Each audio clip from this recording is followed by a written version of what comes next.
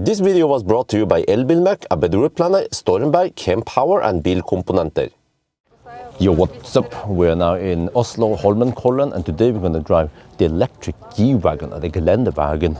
So we will do just a short loop around here. I have to explain this area, you know, it's a ski jump, but this is just, they call it the landeway, the highway run, okay? But I will have also some people from Elbilforeningen here. So here you see it. Yeah. They made it so traditional as possible. But well, except for that, it still looks like a nice Mercedes Burmester, all right? So, extinguisher, do we need it? I hope not. So yeah, let's get ready. See how this car rides. Wait, press the brake, start. There, okay. All right. Yeah, they're doing some, we're gonna go there eventually. That looks crazy. Okay, now we have to get out of here. But this interface is just as you know it. Let's see, I forgot how to put the car in gear. All right, so it has 4 individual motors. Wait, it has a slow start. Okay.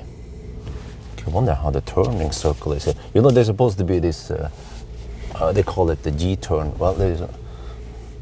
G-turn. How do we do it? You know, we could just drive on the... Yeah, no problem. Okay. So now we just have to drive around. I want to get a feel of how it is. We have flappy pedals to control regen. Nice. Wonder if we turn off that fake engine sound. But okay.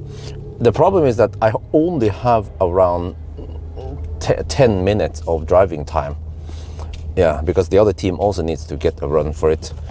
And also there's around 5 minutes separate time. So unfortunately, this event, or at least this test driving session, is not going to be that long. Wait, someone is not. Wait, it's the speed limit warning. Let me see if the. Okay. Yeah, I don't. Det bare å holde I 1 sekund på mute-knappen. Okay. Yeah, but you can just click on the screen on top left. Yeah, to mute it. So it's now muted. So now let's just turn left, go up, get a feel of how it is. Okay, I feel like, yeah, it has been set to be somewhat soft, which is nice because the road is a bit bumpy, but you just choose away the bumps really comfortably. Wow, you know, and I had no idea how this car is going to be. But I would expect that they have refined it and made it comfortable, and it is nice and comfy. So think about this: you can go off-roading on the kind of off-roading track that I wouldn't even dare to drive, or you could just cruise on the motorway or highway or whatever, and it's still nice and comfy. So we have this mode selector here, and you see that now in the comfort mode. Okay. Maybe you can select, you can say trail mode. Well, if we go to sport mode, I want to see, it has 4 individual motors. Each motor is 108 kilowatt. Well, it doesn't feel that quick. We're going barely legal speeds here, but I bet this should we call it a truck or a Jeep or whatever, it is probably quite heavy. In the sport mode. Okay, let me switch over to comfort mode. Seems like, okay, I know, I had to go into individual, and then I had to click in the menu, and then there's probably some, there isn't. Some setting for the fake engine sound. Okay, whatever, let's not care about the fake engine. Let me just keep it in sport mode. Let's drive around here a bit. Okay, on the other hand,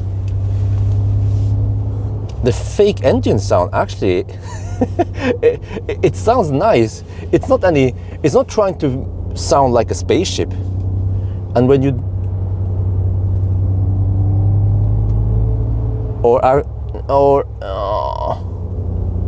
yeah, okay, I'm not gonna judge too much how it is, but but when it comes to the driving around town or on twisty roads, it is nice and comfortable.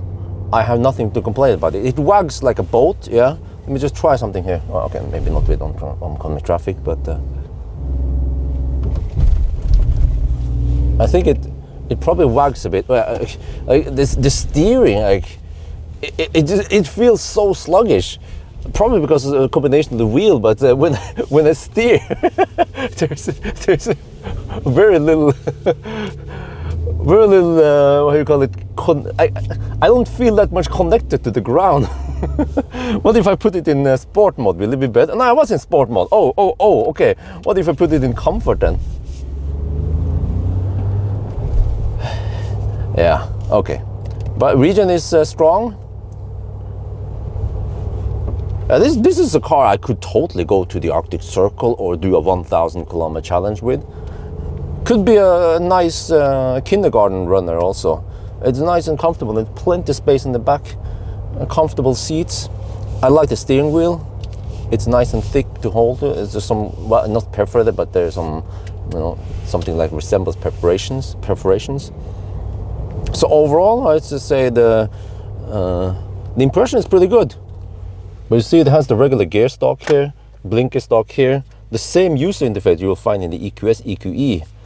So yeah, same here. So I have used the Mercedes before and I was quite familiar with how to operate this car at least. I think that's it. Yeah, short video. So that's gonna be for now. I hope you guys enjoyed this video. As always, thank you for watching and talk to you later.